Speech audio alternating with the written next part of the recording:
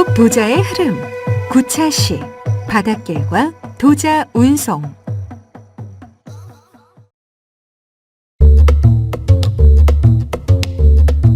도자기 이야기. 한반도의 서해안 유역에서는 최근까지도 지속적으로 고려시대 침몰선이 인양되고 있습니다. 그 가운데 상당히 가장 많은 비중을 차지하는 것이 고려청자입니다. 그 외에도 도기류와 금속기, 곡물류, 식품 등이 함께 선적되어 어디론가 운반되었을 것으로 추측이 되는데요. 그렇다면 그 많은 청자들은 어디로 운송되던 것일까요? 언제부터 어떤 방법으로 운반된 것일까요? 왜 조선 백자가 인양되는 경우보다 고려 청자를 실은 배들이 압도적으로 많은 것일까요? 이는 고려의 주요 화물 운송이 바다와 강을 통해 이루어지고 있던 특성에 기인합니다. 게다가 왕실에 바치는 수공업품과 식품, 특산물 등이 세공의 형식으로 운반되었습니다. 육로를 이용한 운송보다 바닷길이 활성화되었던 것이죠. 고려의 운송제도와 실제 고고학적 인양 자료를 통해 우리는 청자 구성과 기종, 목적지, 소비자 등 운송과 소비에 대한 일면을 이해할 수 있습니다.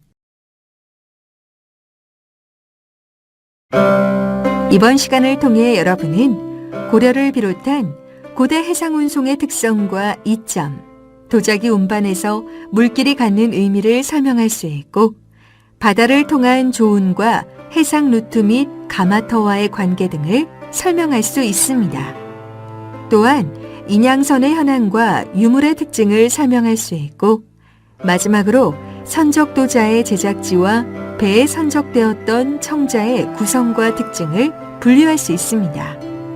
자, 그럼 본격적으로 학습을 시작해 보겠습니다.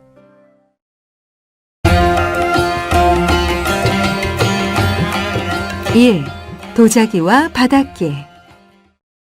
도자기의 물류는 세계적으로 바다와 강 같은 물길을 통해 이루어져 온 것이 일반적입니다. 따라서 우리나라뿐만 아니라 중국, 일본, 동남아, 유럽, 아프리카 등 여러 지역의 해로상에서는 많은 도자기들이 인양되고 있으며, 우리나라에서도 신안선 발굴을 포함 10여 건의 인양 발굴과 그 밖의 수중 지표조사가 이루어져 왔습니다. 특히 고려시대는 연근의 해상로를 통한 자기 운송이 그 어느 시대보다 활발하였는데, 2000년대 중반 이후 서남해안 일대에서는 수만 점에 달하는 고려시대 도자기가 인양되어 한국 도자사에 새로운 자료를 제공하였음은 물론, 함께 출토된 금속기와 목간 등은 도자기의 종류와 조형뿐만 아니라 선상생활과 도자기의 유통에 대한 다양한 정보를 주었습니다. 흥미로운 점은 고려의 수공업품이나 농산물 등을 산출하던 지방의 단위를 소라고 하는데, 절반 정도가 전라도 및 충청도에 집중되어 있었는데, 이는 수공업 제품의 수요가 많았던 개경이나 남경 등지에 바다나 강을 통해 운반하던 시스템과 연관이 있을 것으로 생각됩니다. 따라서 고려시대 도자의 제작과 사용의 과정에는 해상로를 통한 유통과 물류가 중요했을 것입니다. 유통의 편의와 적절성을 위해 도자기 제작장인 가마가 설치되고, 선적 또한 편리한 루트를 통해 이루어졌을 것이라 추측됩니다. 10세기경 개경을 중심으로 황해도 배천, 평안도 태성, 경기도 시흥, 용인, 원당, 양주 등지에 집중되어 있던 자기 가마들은 차차 서해안 남해안으로 그 제작 중심이 확대 이동하였습니다. 이 같은 가마의 이동과 새로운 요장의 개설은 소비지에 인접하려는 의도도 있었겠지만, 10세기 말 이후 고려 국가의 일정한 유통 시스템이 갖추어지고 현물로 세공을 납부하는 제도가 정착되면서 물류의 집적과 선적 등을 고려한 결과라고 생각됩니다.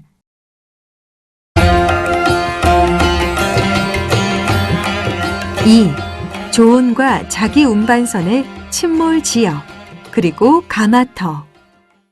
고려의 곡물은 중앙정부가 주부, 군현 등 지방관청을 대상으로 부과했으며 현물세였습니다. 고려사를 보면 10세기 광종대에 전국의 주연에서 해마다 바칠 곡물의 수량을 제정하게 하였습니다.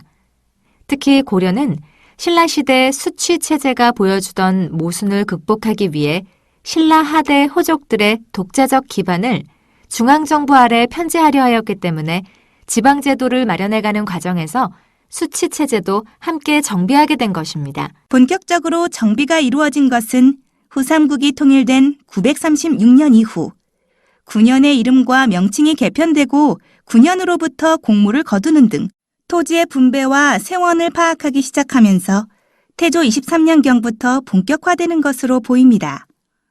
그러나 태조 때 기록을 보면 내가 비바람을 무릅쓰고 주, 진들을 돌아다니면서 성책을 수리하는 것은 우리 백성들로 하여금 도적들의 난을 면하게 하려는 것입니다.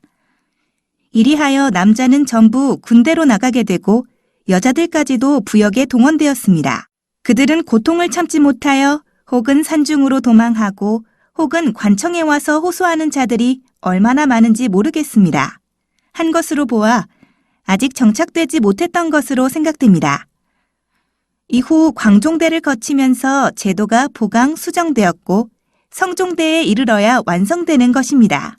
고려는 지방 통치를 위해 9년제를 정비하면서 이미 정종 때 강변 또는 해안에 12개의 조창을, 그 후 문종대에 황해도 장현에 한 곳을 추가하면서 13조창이 성립되었으니 충북 충주, 강원 원주, 충남 아산, 충남 서산, 전북 부안, 전북 군산, 전남 나주, 전남 영광, 전남 영암, 전남 순천, 경남 사천, 경남 창원, 황해 장현 등이 그것입니다. 조창은 감독관인 판관이 주재했는데 중앙관은 아니지만 직접 파견된 관리였습니다. 조세 운반에는 현물세를 운반하는 수역이 있고 곡물을 운반하는 수역도 있습니다. 특히 고려사회는 아직 화폐경제 체제가 아니었으므로 쌀이나 잡곡, 면포, 마포 등으로 조달되는 조세는 물량도 많았지만 중량이 무거웠으므로 육상보다는 해로나 수로를 통하는 선박에 의존했습니다.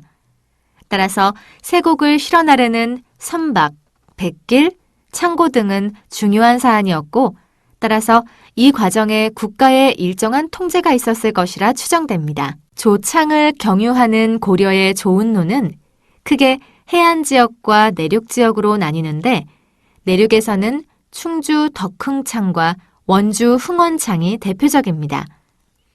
충주는 충주 유씨 유궁달의 딸이 태조 왕건의 세 번째 부인이 되는 등 위상이 높았고 고려시대에도 중부 지역의 요지였습니다. 남한강이 관통하고 있어 내륙이지만 강을 이용한 조운이 편리하여 경상도 지역과 충청도 지역에서 육상 교통로로 거두어들인 세금을 남한강 수계를 이용하여 운반할 수 있었습니다. 또 원주는 성종 14년 전국의 행정구역을 10도 12목으로 개편할 때 현재 충북에 해당하는 충원도에 소속되었습니다. 1018년에 군으로 바꾸어 영월군과 제천군을 속군으로 평창현, 단산현, 영춘현, 주천현, 황려현을 속현으로 포함한 큰 군이 되었습니다. 충렬왕 때 원주목으로 승격하여 행정의 중심지가 됩니다. 남한강의 지류인 섬강이 합류되면서 물길이 발달하였고 주변에 철원평야와 문막평야 등 쌀의 생산이 많았던 지역입니다. 지방에서 현물로 거둔 조세 곡물은 각지의 조창으로 운반되었다가 다음해 4월 개경에서 가까운 곳이나 5월 개경에서 먼 곳까지 개경으로 운반해야 했습니다. 즉 전국에서 고을 단위로 징수한 세곡을 그 인근의 강변이나 해안에 설치한 창고에 모아두었다가 일정한 시기에 선적하여 수도로 운반하는 것입니다. 사실 음력 6월부터 8월 사이에는 장마나 태풍이 있었으므로 그 기간을 피해 안전하게 조운을 하려면 음력 3월 중으로는 출발을 시켜야 5월까지 안전하게 개경에 도달할 수 있었을 것입니다. 이때 초마선은 선체 바닥이 뾰족하여 내륙의 수로가 아닌 연안 해로의 항해에 적합한 선박이었던 것으로 추정되며 평저선은 바닥이 편평하여 내륙의 수로를 운행할 수 있는 배였던 것으로 추정됩니다.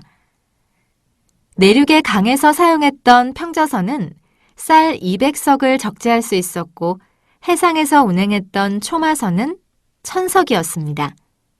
고려의 조우는 해상을 통한 이동이 월등히 많았습니다.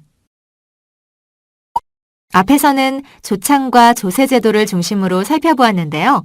구체적으로 자기 운반선의 침몰 지역에 대한 지리적 특성과 인근 지역 요장들에 대해 점검해 보겠습니다.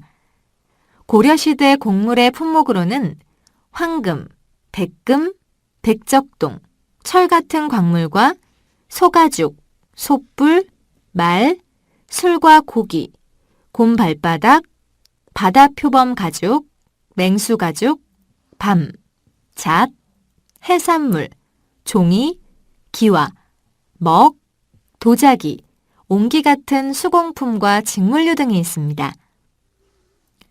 곡물은 그 제작과 조달이 수공업품 생산 단위인 소와 일반 군현들에서 맡았습니다. 소나 군현에서 완제품이 만들어져 바치는 경우와 원자재가 납품되어 개경등지에서 완제품으로 가공되는 두 가지 경우가 있었는데 청자를 비롯한 자기류는 전자에 해당합니다. 따라서 통상적으로 쌀이나 곡식을 운반하던 조운로는 무겁고 깨지기 쉬운 도자기의 운반과 유통에도 중요한 경로가 되었을 것입니다. 따라서 지금까지 조사된 고려시대 자기 운반선의 침몰 지역을 보면 대개 고려의 조운로상에 있습니다. 몇 가지 가능성을 생각해 보겠습니다. 첫째, 자기가 곡물이었고 자기 운반에 조운선을 활용했을 가능성. 둘째, 기존의 조운로를 이용하여 곡물이 아닌 청자를 운반했을 가능성도 있습니다. 셋째, 곡물과 사사로운 판매용품 등을 함께 선적했을 가능성 등을 상정해 볼 수 있습니다. 조운선의 운송에 관해 문종 33년 정월에 왕이 명령을 내려 조운에서 키잡이 뱃사람들이 파괴 침몰되었다거나 곡물의 일부가 물에 빠졌다거나 하는 구실을 붙여가지고 저들끼리 나누어 먹은 자들에게서는 모두 그 곡물을 받아내기로 제정하였다는 내용을 보면 아마 공전에 대한 조운과 함께 사전에 대한 세공으로 바치는 조운 과정에서 핑계를 대어 물품을 빼돌리는 일도 있었음을 알 수 있습니다. 한편 최근 태안 정중리 대섬 앞바다에서 인양된 청자 적재선에서 고려시대 목간이 수십 점 발견되었는데 그 내용 가운데 개경에 여러 사람에게 배분되는 물표가 일부 해독되면서 청자의 제작과 배분에 관심이 모아졌습니다. 목간의 형태와 내용의 표기 등을 보면 모두 도자기의 발송에 관한 내용을 담고 있으나 표기 구성에 차이가 있었습니다. 발송인, 수취인, 발송 물품 수량으로 구성된 것과 수취인만 기록된 경우가 있었습니다. 덱상이라 하여 직접 아무개 댁에 보낸다는 명시가 있는 경우도 있고 대정인수, 안영호, 최대경 등 수취 과정과 연관이 있는 인명이나 관직명 등이 나타나는 경우도 있었습니다. 그러면 실제로 도자기의 인양 지점 내지 도자기 적재 침몰선의 발견 위치와 조창의 지리적 관계를 살펴보겠습니다. 청자의 인양 지점 내지 선박 침몰 지점은 서남 해안의 11개 조창을 지나는 조운로에서 멀지 않은 곳이었습니다. 그러면 지금까지 조사 보고된 유적들을 살펴보겠습니다. 위의 지도에서 보듯이 13개 창 가운데 원주와 충주를 제외하면 모두가 서남 해안 지역에 집중되어 있었으므로 연근의 유역을 왕래하는 조운로가 발달되어 있었고 도자기 운송 역시 그 같은 경로를 따라 이루어졌음을 보여주는데요. 그러나 현재 도자가 인양되었거나 선박이 발견된 지점만으로는 정확히 해당 유물이나 배가 어느 창에서 출발한 것인지 명확히 알기 어려우며 유물의 세부 조형적인 특징을 검토하여 판단할 수 있을 것입니다. 고려시대 도자 및 도자 적재 선박의 발견 지역은 표를 통해 확인해 보세요.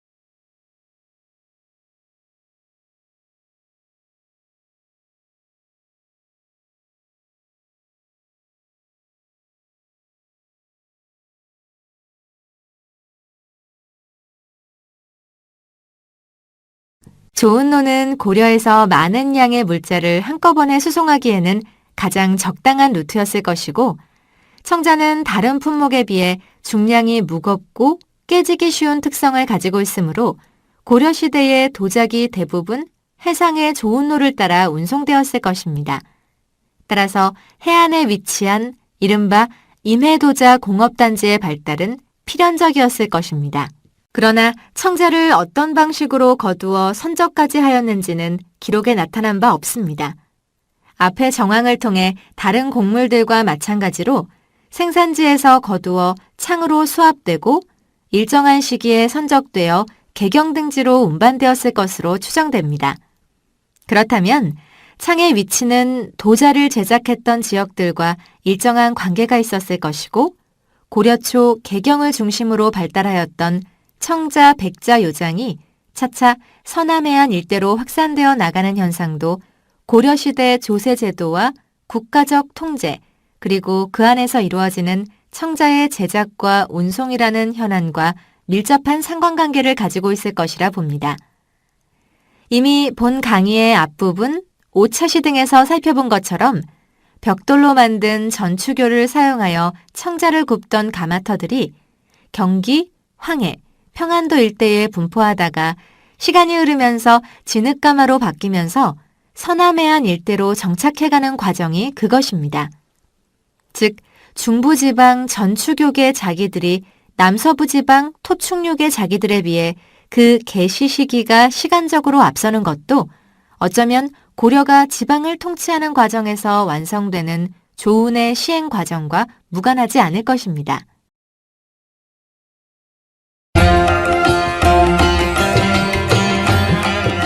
3. 해저인양 고려도자 현황. 전라남도 신안군 중도면 방충리 도덕도 앞바다에서 발굴 인양된 유물들로 1975년 8월 조업 중이던 어부의 그물에 청자 화병 등 6점의 유물이 발견된 것이 계기였습니다. 1976년 10월 16일에 1차 조사 작업에 착수, 이후 9년간 11차에 걸친 발굴 조사가 진행되었습니다. 발굴 인양된 유물은 크게 나누어 도자기류 및 기타 유물 22,000여 점, 동전 약 28톤, 자단목 1,017개, 선체조각 445점 등입니다. 도자기류는 출토유물 대다수를 이루는 만여 점이 중국 용천요계 생산품이며 그 밖에 정요계 백자와 경덕진계 백자도 있습니다. 이 가운데 고려자기는 7점으로 음각, 상각 및 상형기법으로 제작된 청자였습니다. 선체 내부에 적재된 도자기들은 크기 70 곱하기 70 곱하기 50cm 정도의 목재 상자에 정연하게 경납되어 있었는데 10개 또는 20개씩 끈으로 묶여 포장된 점으로 보아 무역 상품이었음을 알 수 있습니다. 침몰선은 중국 목선으로 도자기의 양식, 동전의 글자, 칠기의 간지명, 목간의 내용 등을 근거로 할 때 침몰 연대는 1323년경 직후로 추정되고 있습니다. 특히 고려자기는 당시 일본에서 선호되고 있었으므로 그 수요를 위해 선적된 것이라 추정됩니다. 1983년에서 84년에 걸쳐 전남 완도군 어두리 앞 해저에서 고려시대 목선과 함께 3645점의 청자가 인양되었습니다. 이 가운데 15점의 매병과 장고 등 특수 대형기에서 철화기법이 사용된 것을 제외하면 거의 대부분은 무문의 청자류입니다. 이외에 반구장 경병의 동체에 음각의 연판문을 새긴 것이 있습니다. 주요 기종 가운데 완은 다른 기종에 비해 고급으로 번조되어 우선 제작 단계부터 질이 고운 태토를 사용하였으며 거의 첩소하지 않았습니다. 물론 흑갈색이나 녹갈색을 띤 것들이 포함되지만 다른 기종에 비해 질은 고급입니다. 전라북도 군산시 옥도면 소재 변산반도 북쪽의 비안도 인근 해저에서 인양된 수백 점의 고려시대 비색청자입니다. 어부의 잠수 어로 작업 중 우연히 해저에서 청자를 발견하여 신고함에 따라 알려졌습니다. 문화재청 목포해양유물전시관의 수중탐사팀에 의해 긴급 탐사가 실시되어 공개되었습니다.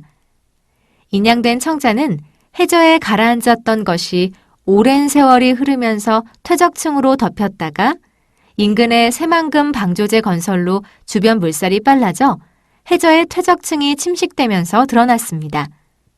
기형이나 기종 및 문양과 진로보와 유천리 도요지에서 제작되어 인근의 줄포항을 거쳐 개경등지의 관청 소용품으로 보급하려던 것으로 추정됩니다. 12동 파도 수중조사는 군산 옥도면 12동 파도 인근의 안품해역에서 이루어져 선체 14편을 비롯하여 도자기 8,100여 점, 석재 닷장, 닷줄, 철제 솥, 청동 숟가락 등이 인양되었습니다.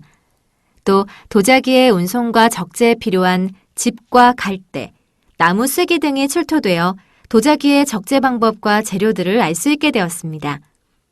12동 파도선은 뱃머리를 동서로 향하고 15도 정도 좌측으로 기울어진 채 매몰되어 있었는데 구조는 중앙에 평탄한 접판을 깐 전형적인 평저형의 한선입니다. 유물은 청자가 대부분으로 기종은 대접과 접시가 가장 많았고 그 밖에 완, 병, 호 등의 일상생활 용기가 주류를 이룹니다. 충남 보령군 오촌면 원산도리 해안에서 북편으로 약 300m 떨어진 해역에서 천점의 고려중기 청자편들이 수습되어 알려졌는데 음각, 상감 등의 질이 좋은 청자들이었습니다. 원산도에서 출토된 도자기는 완형으로 발굴되지는 않았지만 13세기 전반기에 최고급 청자 파편이 다량이었습니다. 일부 대접의 굽 안바닥에는 강진 지역에서 생산되었음을 확인할 수 있는 동그라미 표시가 음각되어 있었습니다. 음각, 상감, 양각 등 문양이 많았으며 규석 받침의 양질 자기들이 주류를 이룹니다. 전북 군산시 옥도면 야미도 근해에서 2005년부터 2006년까지 2차의 조사를 실시하였는데요. 긴급조사와 발굴조사 결과 780점의 자기와 도기편들이 인양되었습니다. 발굴된 청자 대접은 전체적으로 높이가 낮고 기벽도 매우 얇아 가벼운 편이며 거친 태토에 어두운 암갈색조의 유약을 시유했으며 용용 상태가 불량해 유약이 벗겨지고 산화된 것이 많아 서남해역 가마에서 제작되어 개경이나 남경이 아닌 지방 수요를 위해 제작되었을 것이라 추정됩니다. 충남 태안군 근흥면 정중리 대섬 앞바다에서 2007년부터 2009년에 걸쳐 수중 발굴 조사를 실시하여 고려 청자를 다량으로 적재한 선박을 발견하였습니다. 발굴 조사 지점은 조석간만의 차가 심하고 조류가 빠른 해역으로 예로부터 안흥 일대는 난행량으로 불릴 만큼 선박 침몰 사고가 빈번하여 운하에 굴착을 시도한 기록이 있습니다. 청자는 총 23,462점이 인양되었습니다. 적재 상태는 청자 사이에서 쐐기목재가 발견되는 것으로 보아 이전에 조사한 군산 12동 파도와 동일한 적재 방법으로 완충제와 받침 쐐기목재를 이용하여 끈으로 묶어 포장한 상태임을 알 수 있습니다. 또한 과형주자를 항 속에 볏짚으로 완충하여 적재한 유물을 통해 기형에 따라 포장 방법을 다르게 하였음을 보여줍니다. 청자는 다양한 기종, 문양, 유색, 번조 방법에서 약간의 차이가 있지만 굽이나 번조 받침의 형식이 유사하여 동일한 시기에 제작된 것으로 보입니다. 유약의 시유 상태가 매우 좋은 고급품이며 기종은 과형주자, 항, 발, 접시, 완, 받침대, 향로 등 다양합니다. 문양은 앵무문, 모란당초문, 철화문, 화엽문, 연판문, 어문 등 다양하며 상감청자는 보이지 않습니다. 강진에서 생산하여 왕실이나 귀족층을 소비자로 하는 개경을 향해 항해하던 중 침몰된 것으로 추정됩니다. 가장 최근에 조사가 이루어진 곳으로 2008년 5월에서 7월 긴급조사 및 수중탐사를 실시하여 515점을 인양하였습니다. 정중리 대섬과 지리적으로 인접한 곳으로 충남 태안군 근흥면 마도 서쪽 300m 해역이며 예로부터 경상 전라도 조운선의 주요 통과 해역으로 조류와 물길이 빠르고 해난사고가 잦아 난행량이라 불리는 곳입니다. 수습된 유물의 기종은 대접, 완, 잔, 접시 등 다양하며 같은 기종에서도 문양과 번조 방법에서 약간의 차이를 보여 질적 차이가 확인되고 있습니다. 유물은 번조 기법, 문양 등 양상으로 볼 때 12세기 후반에서 13세기 전반경에 부안 또는 강진에서 제작된 것으로 추정됩니다. 유물은 주변 해저 지형의 변화로 인하여 갯벌 매장 상태의 유물이 노출된 것으로 보이며 4곳의 발굴 지점에서 꾸러미 단위로 유물이 출토되는 양상입니다. 특히 매병과 함께 조사된 죽간 가운데는 용기에 꿀이나 참기름 등을 담았을 것으로 추정되는 문구가 적혀 있어 청자의 용도 및 기능 관련하여 중요한 단서가 됩니다. 무안 해제면 송성리 도리포 앞바다 지역으로 세 차례에 걸친 발굴 조사로 고려시대 청자 638점을 인양했습니다. 상감 청자가 대부분이며 전형적인 14세기 후반 양식을 띱니다. 제작지는 강진 대구면 사당리 10호로 명명된 미산부락 부근으로 추정됩니다. 문양은 구름, 봉황, 국화, 모란, 연꽃, 버들무늬를 찍어서 표현하였습니다. 고려 후기 청자의 특징과 연구에 중요한 자료를 제공하며 문양의 시대적 변천 연구에도 귀중한 자료가 되고 있습니다. 조선시대 분청사기로 옮겨가는 시점의 정황을 보여주는 유적입니다.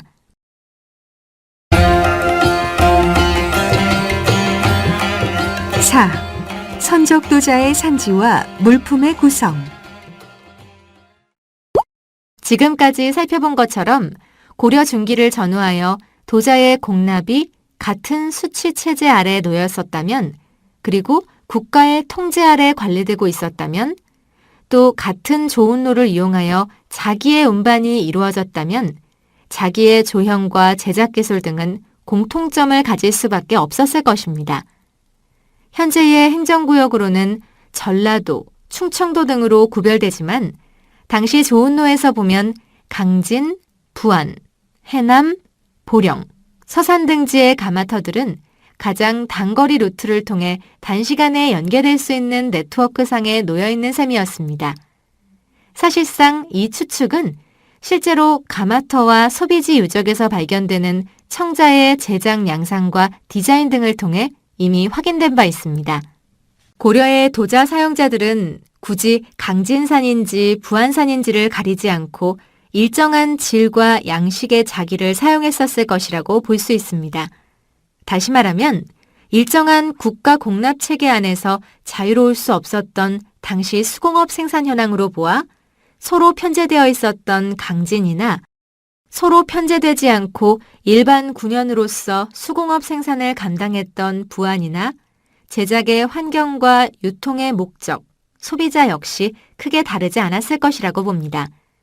이때 개경을 상대로 했던 가마로는 주로 강진과 부안이 해당되며 완도선에서 보여준 해남 진산리 등의 생산품은 주변 지역의 지방 수요로 더 많이 실려나갔을 것입니다.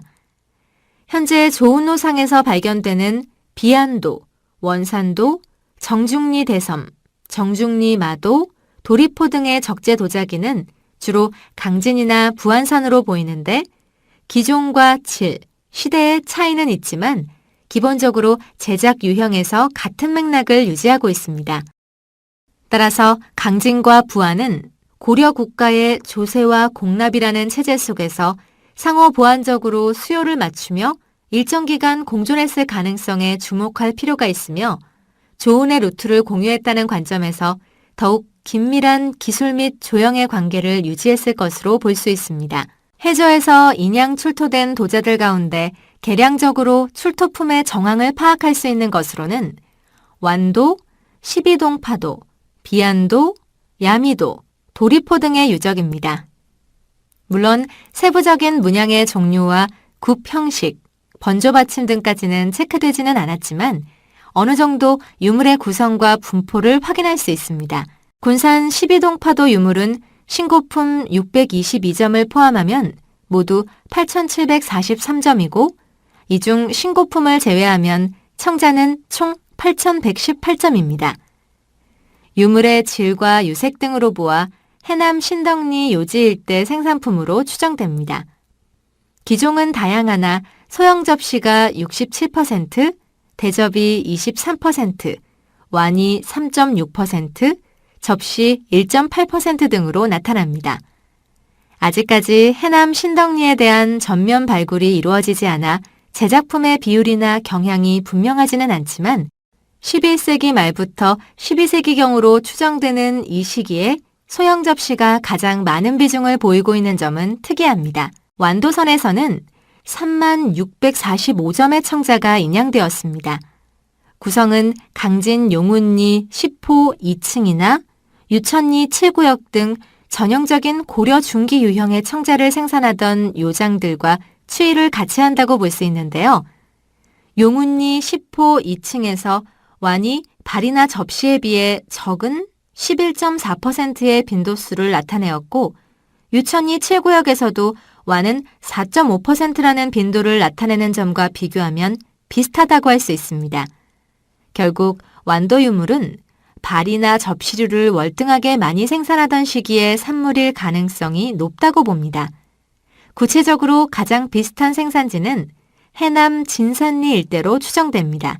군산 비안도 인양도자 역시 대개가 청자입니다. 6차에 걸친 조사로 3,177점이 수습되었습니다. 신고 유물 243점을 제외하면 조사 유물은 2,934점입니다. 이 중 기종은 대접, 접시, 잔, 뚜껑, 완, 합, 발 등 다양한데 주요 기종인 대접은 41%, 접시는 40.05%, 잔은 10.5%, 뚜껑은 7.4% 등이었으며 완의 비율은 12동 파도 시기보다 줄어 0.51%였습니다. 비안도 청자에는 전체의 60%가량의 문양이 장식되어 음각, 양각, 상감의 순으로 나타났으며 무문은 약 40%에 달했습니다. 발굴자는 비안도 유물에 대한 과학적 성분 분석을 통해 산지를 추정한 바 있습니다. 태토의 규소 함량에서는 비교적 유천리 진서리 지역과 유사하지만 일치하지 않았고 유약에서는 유천리 진서리와 거의 같게 나타나 같은 요업군에 속하는 것으로 추정되었습니다. 이에 유물의 속성을 유천리 출토품과 비교해 본 바 기종의 비율, 문양 비중, 번조받침 등에서 유천리 7구역 요지군 출토 상황과 유사하여 생산지와 소비지로의 출고품 간의 유형이 일치하고 있음이 확인된 셈입니다. 이번 시간의 학습 어떠셨나요? 간단한 퀴즈를 통해 학습한 내용을 확인해 보겠습니다. 시작 버튼을 클릭하여 문제를 풀어보세요.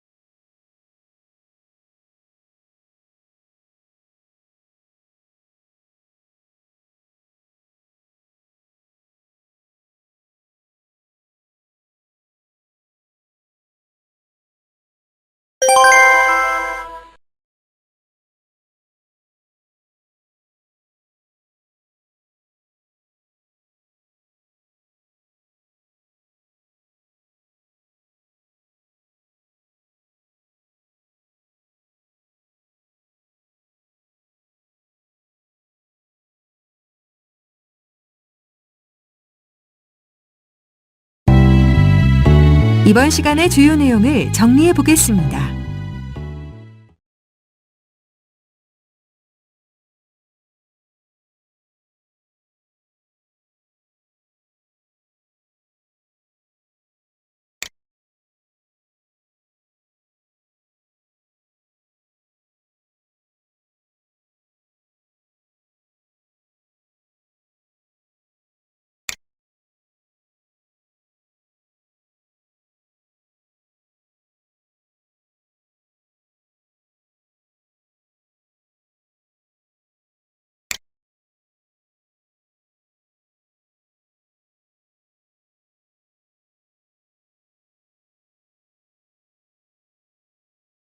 오늘은 바닷길과 도자 운송에 대해 살펴보았습니다. 수고하셨습니다.